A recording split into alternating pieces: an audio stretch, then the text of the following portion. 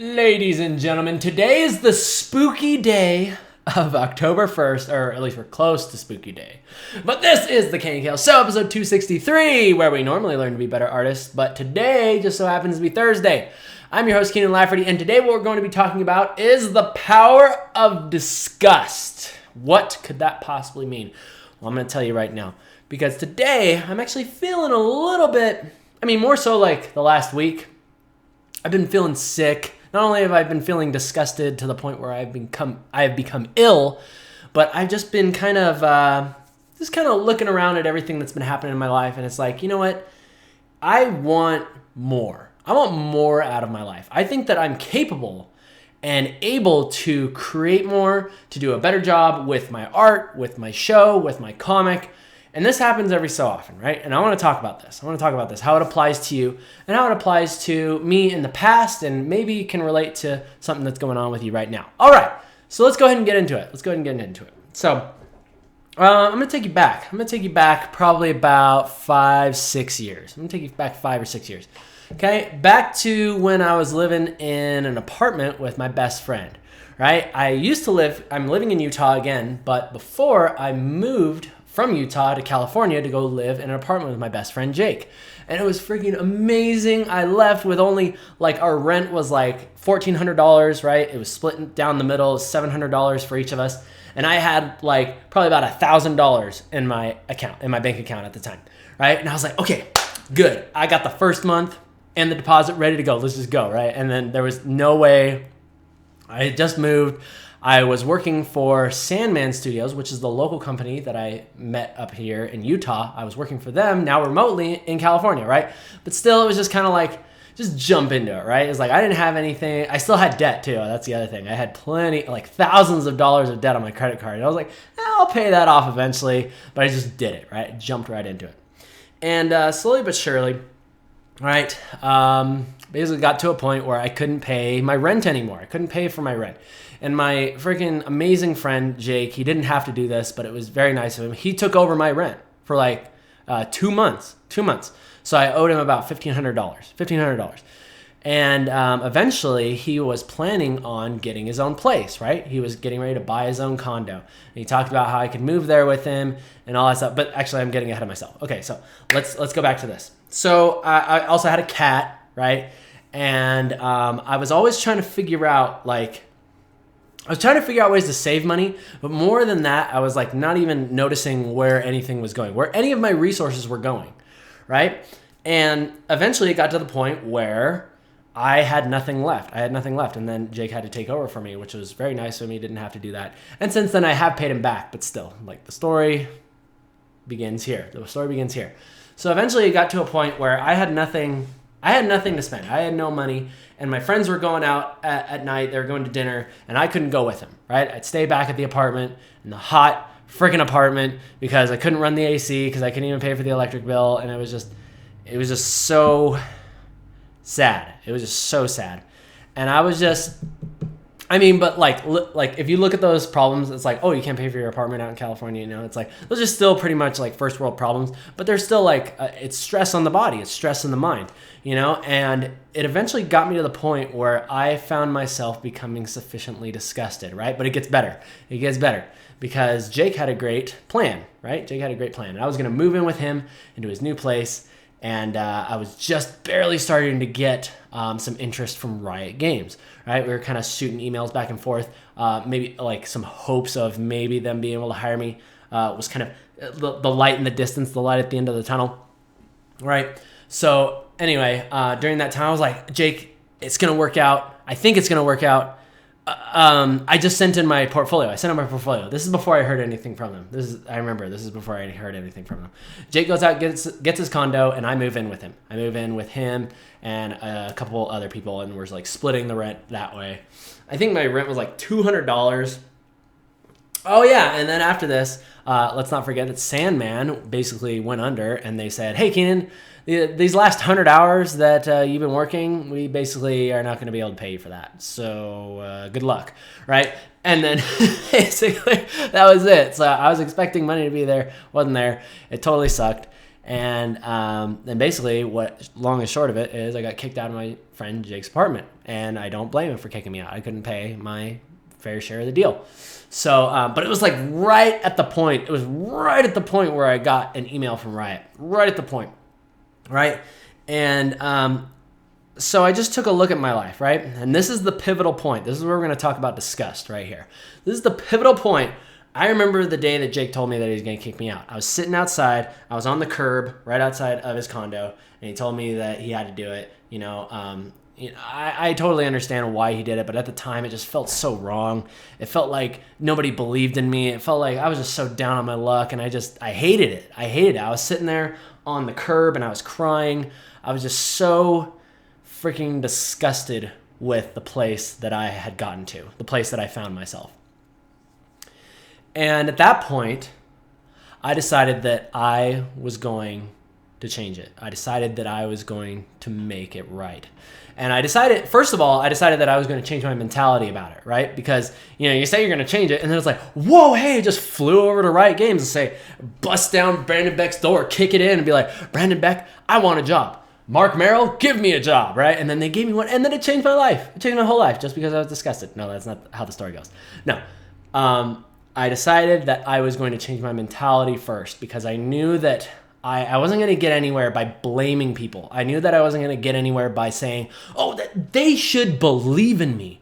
Those people, my best friend, he should have believed in me. Yeah, so what if I owe him $2,000? He should have believed in me and let me stay at his house still, It's like, it's not fair, right? So I needed to own up to it, right? This goes back to what we were talking about last week. It's like, you get what you deserve. Like, whatever consequence you find yourself with, don't complain about it. And then if you do well for yourself, don't apologize. And we'll get to that in a second. Or actually, maybe we'll get to that. But today we're talking about disgust.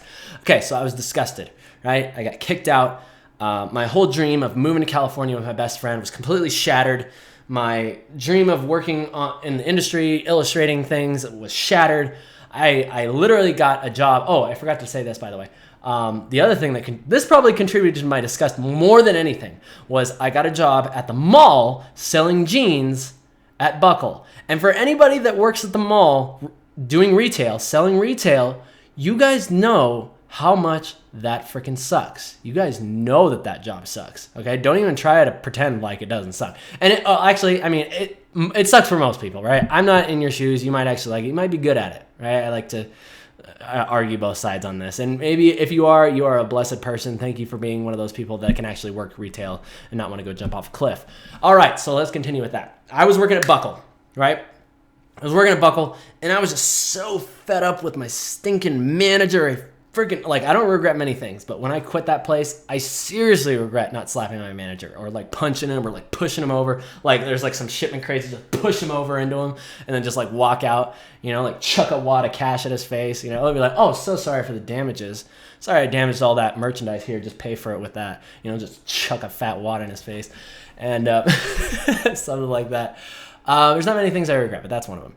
So anyway, I was just disgusted with this job, right? Because I was working because you made commission, right? For those of you who work at Buckle, you know how this works. You make about 3% commission. So that means you make $1,000 for the company. Hey, good job, little worker. We'll give you $30.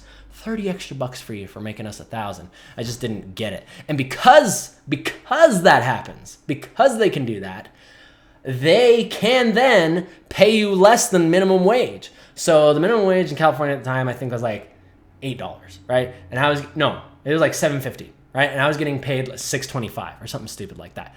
Waiters also get the same thing. Because you get tips, they can technically pay your wage is like $2. It's freaking disgusting. It is so disgusting. Those types of jobs, like the people that work them, I seriously bow down to them if they can stay there for more than a year, right? I bow down to these people because they have either the resolve to continue doing it or they really enjoy it, or maybe they just tune themselves out enough that they just kind of do that for 10 years and they think that's all they deserve. But they don't. They deserve more. They deserve more. And that's what I'm talking about.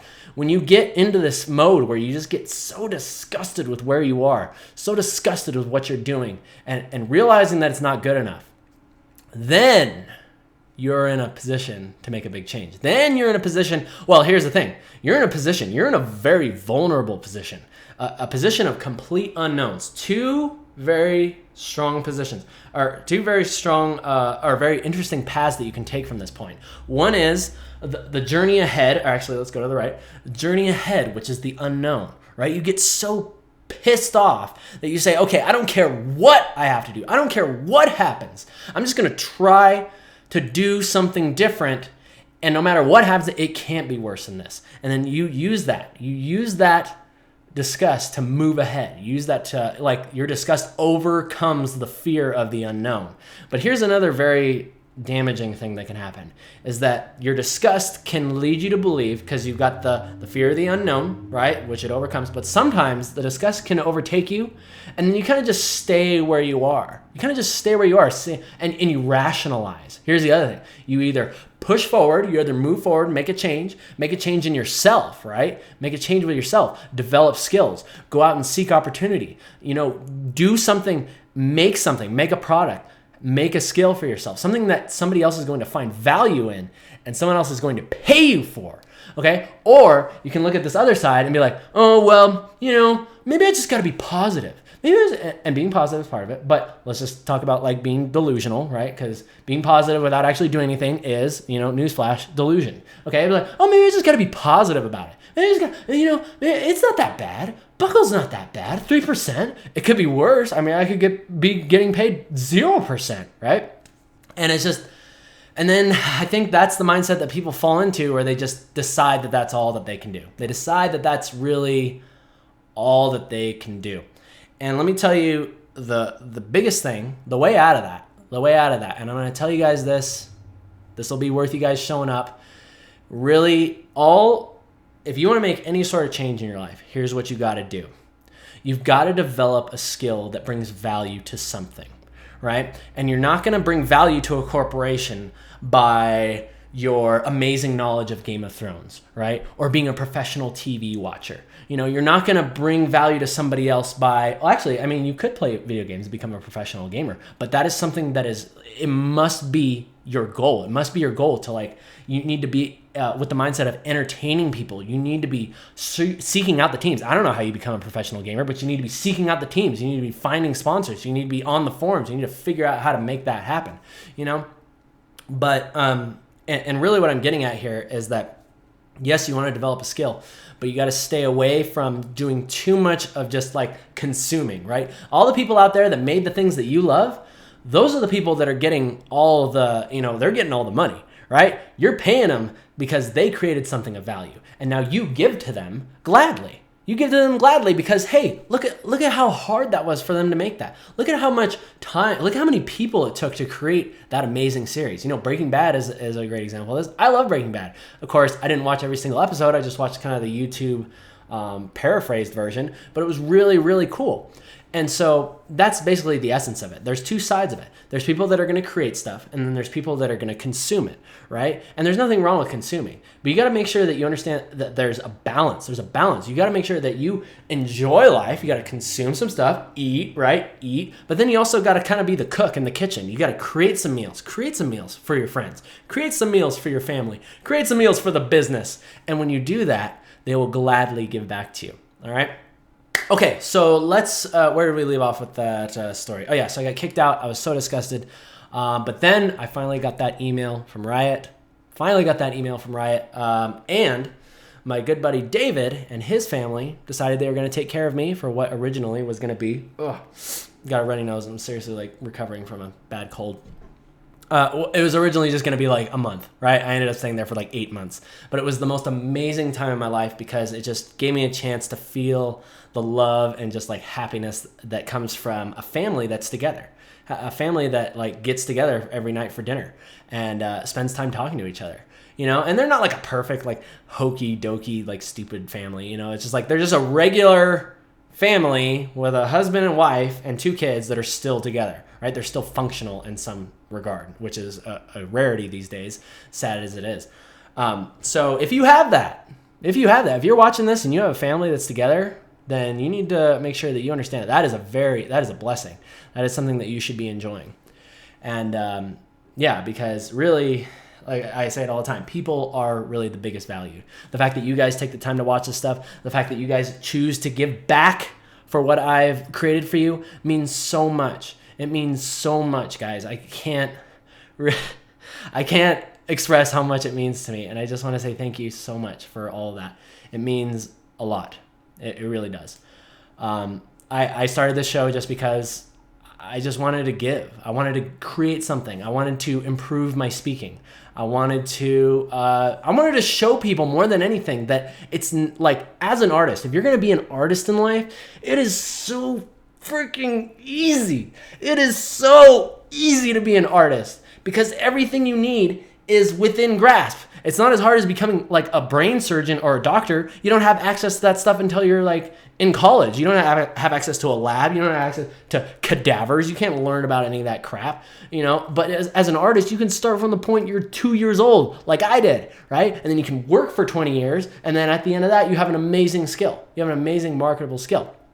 And not that it always takes 20 years. I feel like, you know, if you're starting now, you could learn everything that I learned probably in like 10 years, right? And you might think of that and be like, ooh, 10 years, oh no. Oh, well, what else are you going to do? Are you going to sit around and watch Game of Thrones for the next 10 years? Because you're going to be doing something. You're going to be doing something for the next 10 years. So why not take some of that time to build something? Take some of that time to build a skill. And I hope that for those of you out there that are not happy with your current circumstances, I sincerely hope that you will get disgusted enough to make a change. I hope that you will feel like me. And it happens all the time. Even like just a couple of days ago, it's like as you progress through life, you will constantly, even when you get to the point where you say you wanted to get, you'll still get that feeling of disgust because you just know that you're capable of more because you're growing and then you know where you can go to next. And if you don't go there, then you will just not be happy. You won't be happy. So anyway, with that, sum it all up. I went and lived with David and his family. And during that time, I was working under contract with Riot, eventually got the job and went to work in-house, right? And then worked there for a couple of years, took off, started Emma, and basically, you know, long and short of it is we ended up here. Alrighty, people. We're going to end today's show. I hope you guys enjoyed it. This is definitely a very passionate, thoughtful. I hope you guys enjoyed it. Before we go, I do want to say thank you to my amazing sponsors, David Cariello and Laura Bashir. Thank you guys for supporting the show. Because of people like this, it just brings a smile to my face. And I love creating the animated portraits for you guys.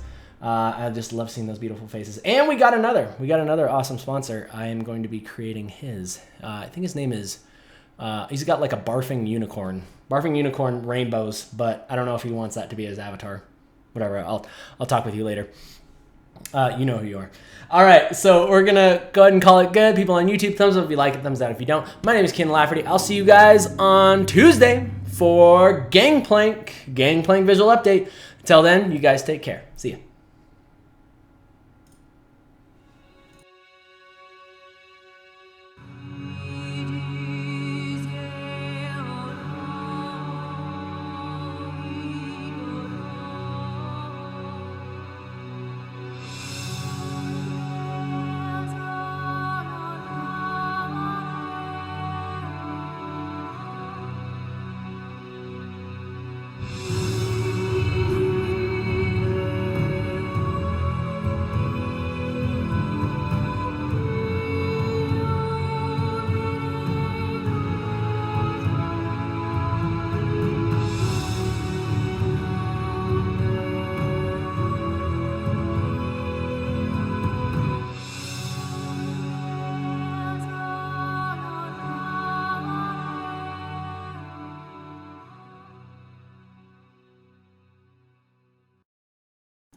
But seriously, those jeans that buckle are pretty tight.